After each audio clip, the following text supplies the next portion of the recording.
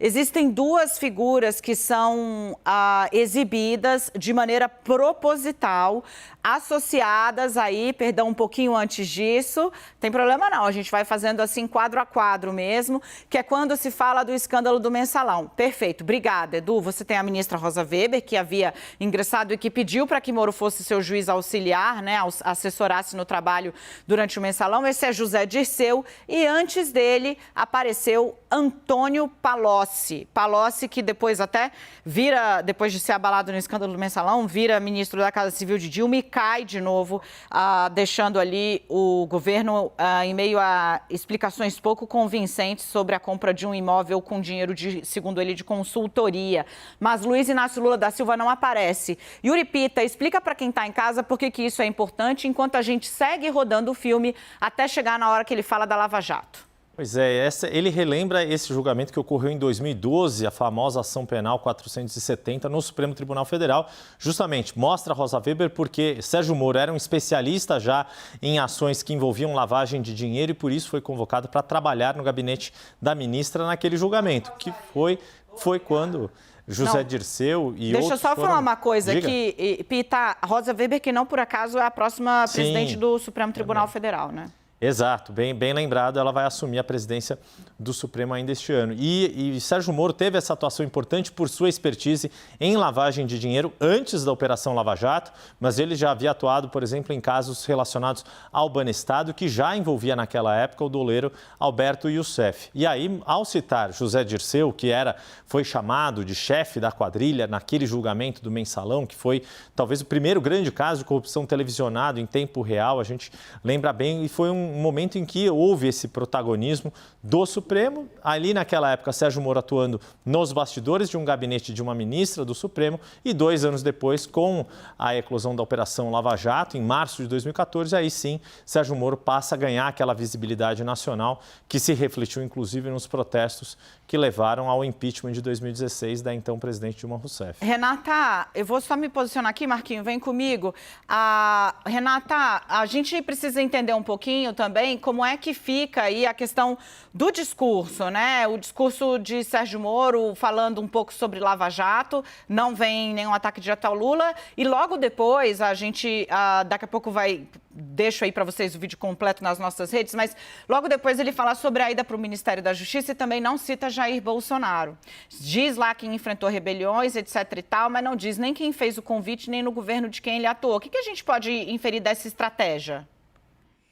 Bem interessante um ponto de partida que eles trazem, necessário, que é apresentar o juiz Sérgio Moro, né, um pouco da trajetória dele, esse lado familiar que ele traz bastante, e muito ainda de um ponto de partida dele identificado com esse combate à corrupção. Muito se falou do candidato Moro, né, ter de se livrar de ser um candidato que bate numa tecla só, mas esse é um ativo que ele tem que começar, um ponto de partida que ele tem de começar e um ativo que ele tem de trabalhar. É isso que eles estão apresentando junto com algo de mostrar ao público um pouco mais do que você já sabe. Quem não conhece, está aqui, quem é Sérgio Moro. Quem já sabe alguma coisa dele, deixa eu explicar um pouco melhor, né? Uma trajetória dele que vem lá de quando ele era bem novinho, com 20 e poucos anos, tá aqui, já coloca do lado da esposa dele, né? A Rosângela Moro sempre foi muito presente nessa trajetória de Sérgio Moro, tá agora acompanhando ele, inclusive, na entrada na política, então ela já aparece ao lado dele, e se não faz um ataque direto a Lula, consegue já trazer para a cabeça, né, de quem está vendo a memória do que fez o PT ser tão criticado mais recentemente, que são os escândalos de corrupção. Eu quero ouvir um pouquinho o Leandro Rezende. Leandro, nesse momento, então, o ex-juiz parece fazer uma opção estratégica por não chamar para o embate as duas forças que estão polarizando a eleição, segundo as pesquisas até agora, né? A poupar tanto Lula quanto Bolsonaro de ataques diretos nesse filmete, Moro busca um espaço mais ameno para fazer a sua apresentação, sem de saída apresentar uma carta da rejeição, né? Ou seja, de atacar o eleitor que neste momento já tende por um ou por outro, né? Busca uma espécie de caminho do meio, o que no caso de Lula é ainda mais difícil, já que foi o juiz responsável pela prisão do petista, né?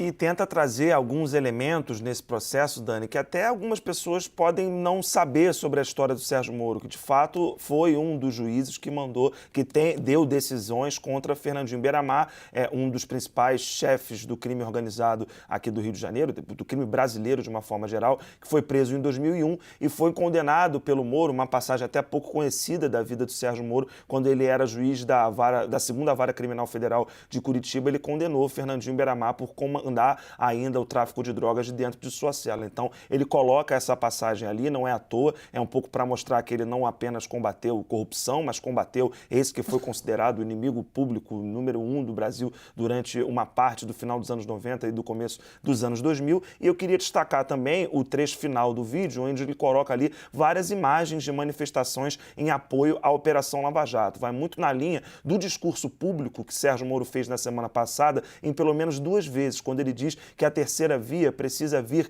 da população, quando ele coloca uma responsabilidade para esse cerca de 1/3 do eleitorado que diz não querer nem Lula nem Jair Bolsonaro, um pouquinho menos de 1/3, né? As pesquisas têm mostrado algo nesse sentido, mas ele joga um pouco para esses movimentos que já o apoiaram em determinado momento a responsabilidade por gerar um clamor tão grande que as diferenças imensas entre os partidos que estão tentando construir a terceira via sejam diluídas em prol desse clamor popular. Ele coloca essas imagens ali de manifestações em apoio a ele, à Operação Lava Jato também. Não é nada nesse vídeo à toa, mas esse final do vídeo menos à toa ainda, Dani. Muito bem, gente. Já já a gente volta com mais avaliação sobre esse filme.